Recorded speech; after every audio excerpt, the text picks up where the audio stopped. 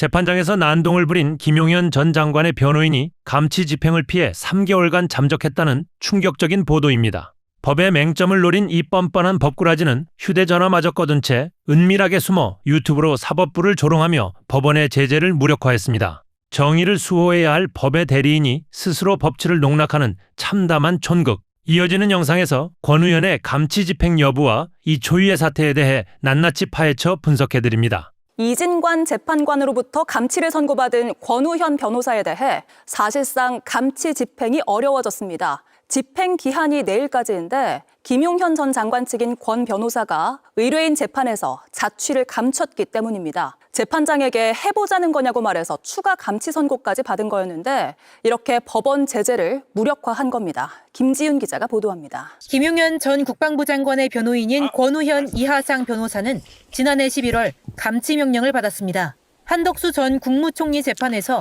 자리 문제로 논란을 빚다 퇴정 명령을 받았지만 계속 소란을 피웠기 때문입니다.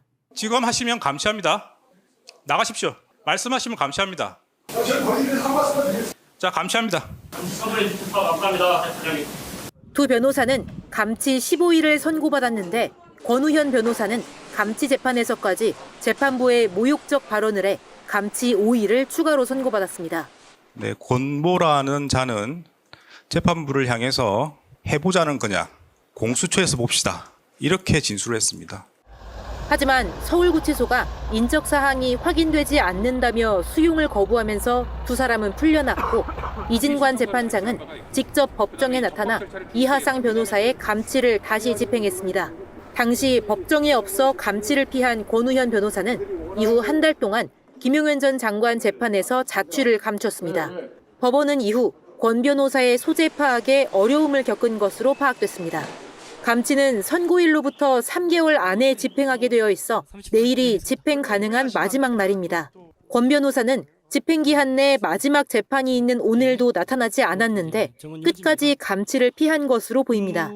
재판장을 모욕하는 유튜브 영상을 올려오던 김 전 장관 변호인단은 이하상 변호사가 감치되자 그동안 올린 영상을 비공개 처리했습니다. 두 변호사는 법정 모욕죄 등으로 고발돼 경찰 수사를 받고 있습니다.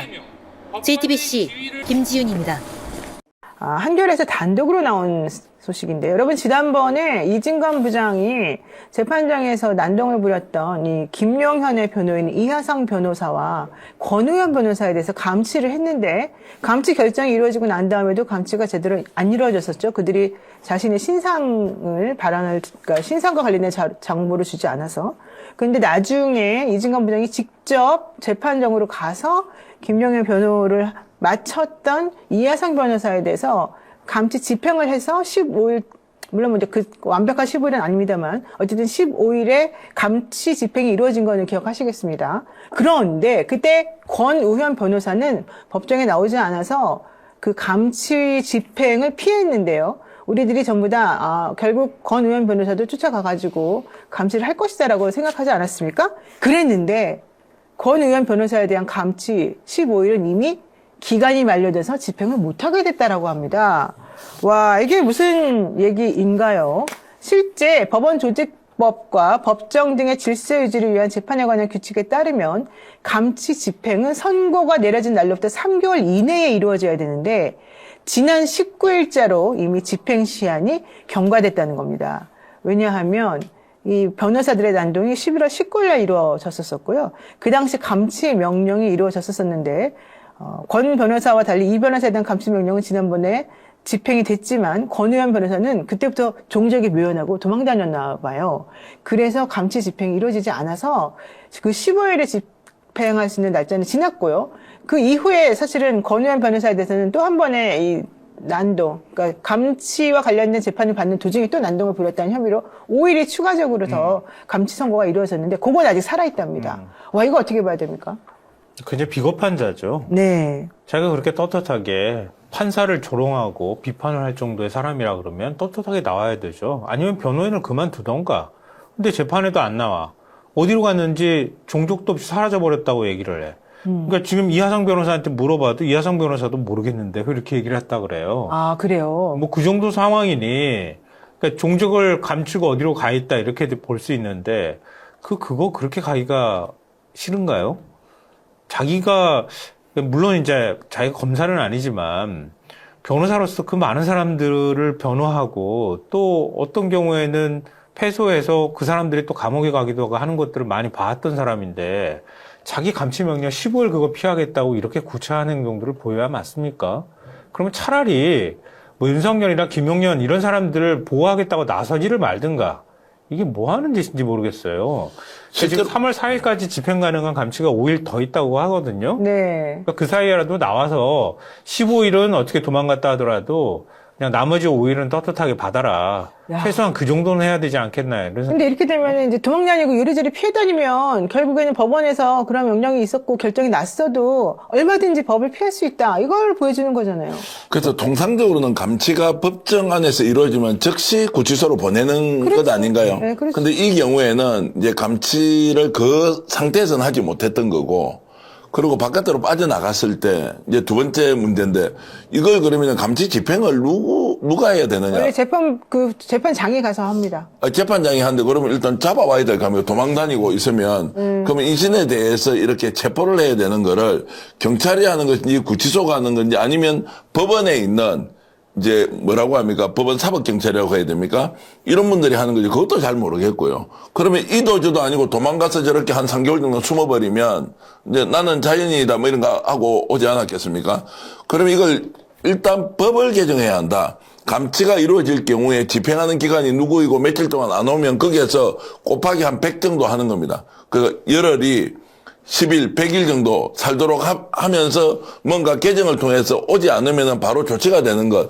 이게 법의 맹점을 이용한 전형적인 법꾸라지 행태가 아니었나 이런 생각이 좀 드는데요. 맞아요. 진짜 좀 사실은 일부러 도망을 다닌 것이고요. 실제 권의원 변호사는요. 도망 다니면서 법원에 두문불출했다고 합니다. 김용현 전 장관에 대해서 계속해서 그동안은 재판에 나왔었는데 이날 운 좋게 이제 본인은 피했지 않습니까? 그리고 난 다음에 이하상 변호사가 잡혀갔다는 걸 알게 된 다음에 6번 이상 재판이 열렸는데 한 번도 안 나왔었다라고 얘기를 하고 있고요. 김용현 전 장관이 2월 19일 날 징역 30년 선고받았잖아요. 그날도 안 나왔습니다. 그런데 이 사람에 대해서 이하상 변호사, 김 전 장관 쪽에 김지미 변호사가 16일날 유튜브 라이브 방송을 하면서 권의원 변호사 건강하게 잘 있습니다. 휴대전화가 되지 않는 곳에 있어서 우리도 정확한 소재는 모르겠습니다. 이런 식으로 얘기를 하면서 되지 않는 데 있다고. 법원을 우롱했다라고 한 얘기가 있는데요. 야, 나는 이해가 안 가는 게 왜 그 감치 선고 있은 날부터 3개월이라고 하는 기한을 왜 정해놨나. 이것도 사실은 잘 모르겠지만 이게 말이 되는 겁니까? 저는 좀 네.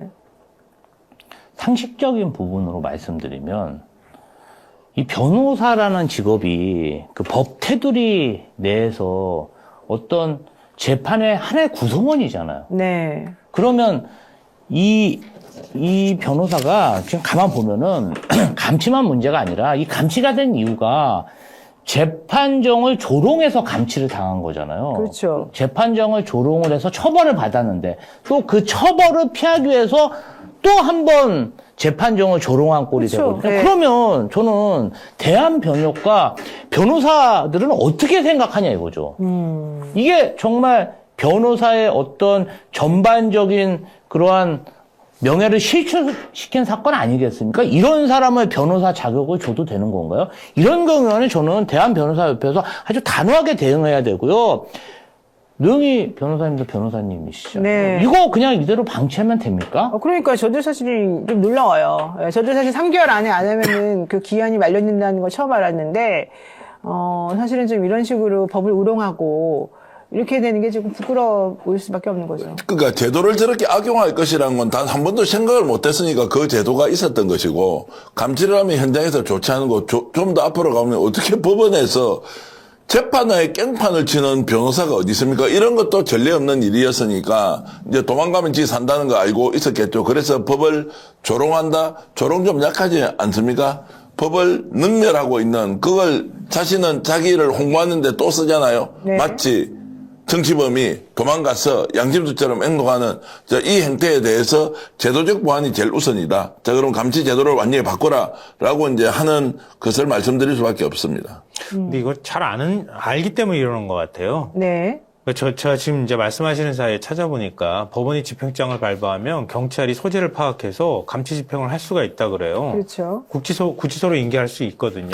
근데 집행장을 발부한다 하더라도 실제로 집행이 되는 경우가 별로 없다 그래요. 그러니까 이게 왜냐하면 집행 기간이 3개월로 정해져 있기 때문에 대부분의 사안의 경우에는 이미 감옥에 가 있는 사람들이 많아서 감치 집행을 받더라도 그런 경우고, 이런 경우처럼 변호사가 감치 집행을 받는 경우가 거의 없고, 감치 집행을 받는 경우가 있다 하더라도 네. 그래도 실제로 집행까지 가는 경우가 그렇게 많지 않아서 대부분 뭐 이런 식으로 도망을 가거나 아니면은 연락을 끊어버리거나 이렇게 하고 3개월 그냥 지나버리면 끝난다는 거예요. 그걸 너무 잘 아니까 네. 그걸 지금 악용하는 거지. 근데 다른 사람도 아니고 일반적인 뭐 형사 피의자나 이런 사람이면 모르겠는데 변호사가 이렇게 악용하면 어떡해요. 그렇습니다. 할 말이 없습니다.